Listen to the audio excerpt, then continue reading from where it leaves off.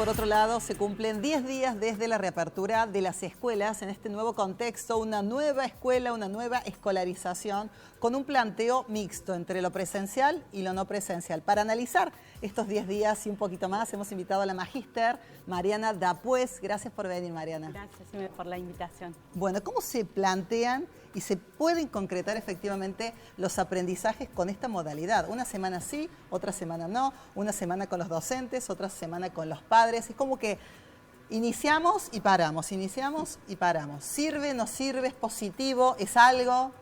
Es algo, sí, sí. En realidad tenemos como que pensar una cuestión de cómo estábamos acostumbradas y acostumbrados antes de la pandemia a la escolaridad permanente, a esta sumisión del espacio público en la pandemia, que los padres, las familias, los adultos responsables tomaron un rol súper importante, y esta nueva normalidad que implica esta alternancia que vos decís. En realidad no es que se corte el proceso, sino que es un nuevo aprendizaje, porque, a ver, el temor de todos los adultos era que qué iba a pasar en las escuelas. Bueno, lo que primero se ve es la felicidad y la alegría de los chicos, las chicas, les adolescentes de encontrarse. Si bien los procesos de demostración de la afectividad también han variado por esta cuestión de la pandemia y las distancias, los cambios corporales que hemos tenido que hacer en torno a si nos podemos tocar o no, los distintos tipos de salud, demostrar la afectividad, pero hay un nivel de alegría, te diría en el 80% del alumnado respecto a esto del encuentro y del espacio social. Por otro lado, esta alternancia de las docentes en torno a presencialidad y no presencialidad para que se cumplan las distancias óptimas y demás, hace que vuelva a tomar preponderancia el rol de los adultos en el hogar para el acompañamiento. Muchas de las docentes y docentes, bueno, no importa el género, han tomado como algo positivo esta autonomía de los chicos en responder a las actividades. Bien. Y el compromiso de los adultos para acompañarlos. Entonces, estamos como en un nuevo proceso, en una nueva normalidad que alterna estos dos estilos, ¿sí? ¿Y cómo cree, licenciada, que se va a dar este aprendizaje, considerando que hay alumnos que pudieron trabajar en el 2020, otros que no pudieron? Hubo mucha desigualdad. ¿El aprendizaje se puede plantear de forma homogénea? Y en ese sentido, ¿qué estrategias aplicar para que el curso de alguna manera vaya parejo? Sí, sí. Esto que traes es súper importante porque hubo mucha heterogeneidad, sobre todo en el acceso a la tecnología, que era lo que posibilitaba o no el acceso al aprendizaje. O sea, la enseñanza y aprendizaje, cuando está abierta la escuela, es en teoría pareja para todos y todas los niños. Pero al no haber por ahí condiciones estructurales en distintos hogares con características de más vulnerabilidad, por ejemplo, contaban con un celular para 8 niños en una familia o para 5 niños en una familia, y que ese mismo celular era utilizado por los padres, las madres, los adultos cuidadores para su trabajo. Entonces, esa condición estructural generaba imposibilidad de aprendizaje. Entonces, hoy las docentes y los docentes tienen que hacer primero como una situación diagnóstica de ver en qué punto de partida se encuentra el grupo con el que te encontrás en el aula, porque en realidad esta diversidad también, si uno piensa en las escuelas privadas, tienen otro tipo de acceso a tecnología, recursos económicos, bienes culturales y demás, y hay escuelas que aunque sean públicas también los tienen, pero hay familias que no han podido cumplir con estas tareas por una cuestión de inequidad que supera lo escolar. Entonces hoy la tarea de los docentes es un gran desafío. De hecho, al principio de este año lectivo había mucha duda y mucho malestar, mucho estrés docente por no saber cómo iba a ser esta nueva presencialidad.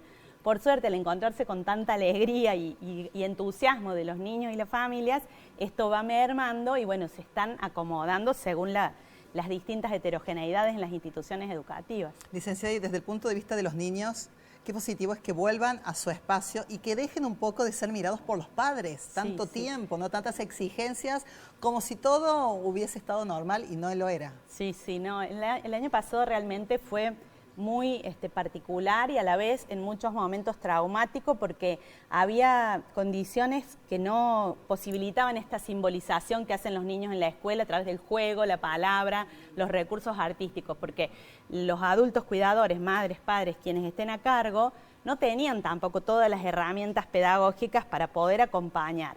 Entonces también hubo una revalorización del rol docente y mucho Claro. agradecimiento a la tarea que antes estaba un poco desmerecida.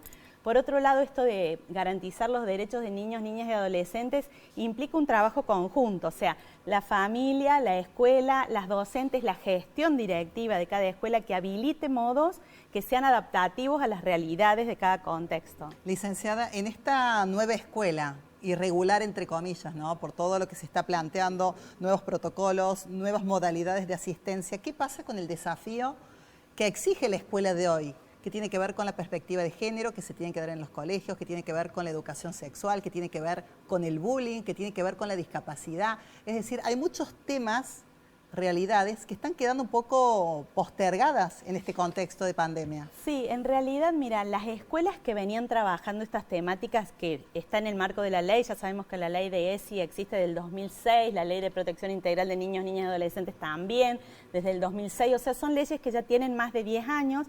Muchas instituciones venían trabajando con estas legislaciones que es obligación de la institución poner en juego el marco legal.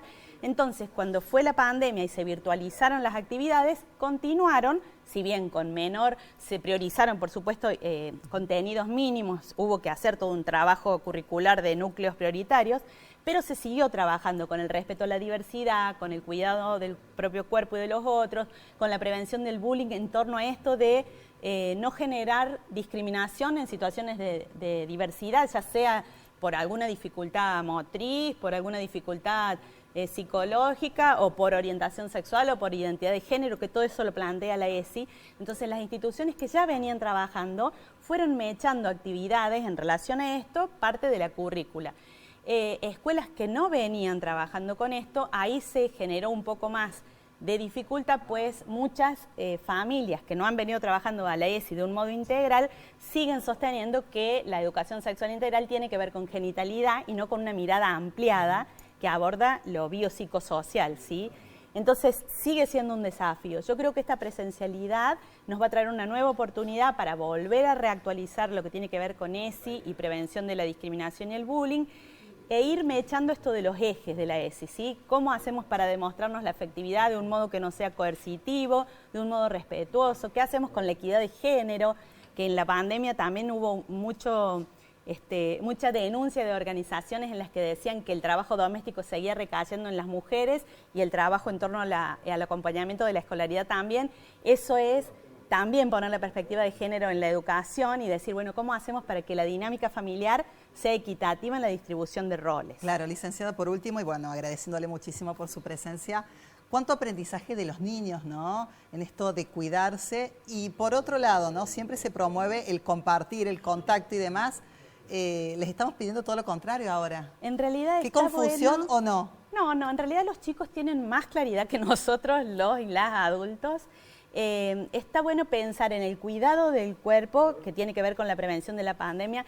Ya es una cosa fantástica que hayamos podido pasar el 2020 por el nivel internacional que tuvo la pandemia. Sí. Entonces, que tengamos las familias completas, las familias saludables, que no hayamos tenido una pérdida en nuestro núcleo familiar, ya es una cosa para festejar. La afectividad puede seguirse demostrando aunque tengamos una distancia necesaria para la prevención de la patología. Entonces, es un aprendizaje, pero es conjunto. Hay que seguir acompañando los aprendizajes significativos de niños, niñas y adolescentes. Creo que ahí está nuestra tarea. Bueno, enseñar y que aprendan sin miedo, ¿no? Sí, el miedo es un tema a trabajar, ya sea de los adultos, de los docentes, como de los niños. Es ir simbolizando sensaciones, sentimientos y demás que nos han acontecido en la pandemia de un modo tal que podamos ir tramitando las dificultades y expresando esta cuestión de la afectividad. Licenciada, muchísimas gracias. No, gracias a vos. Ahí estaba entonces la licenciada magíster Mariana Dapués con respecto a esta nueva escuela que ya tiene 10 días de vigencia. Hay más. Cambiamos de tema, vamos a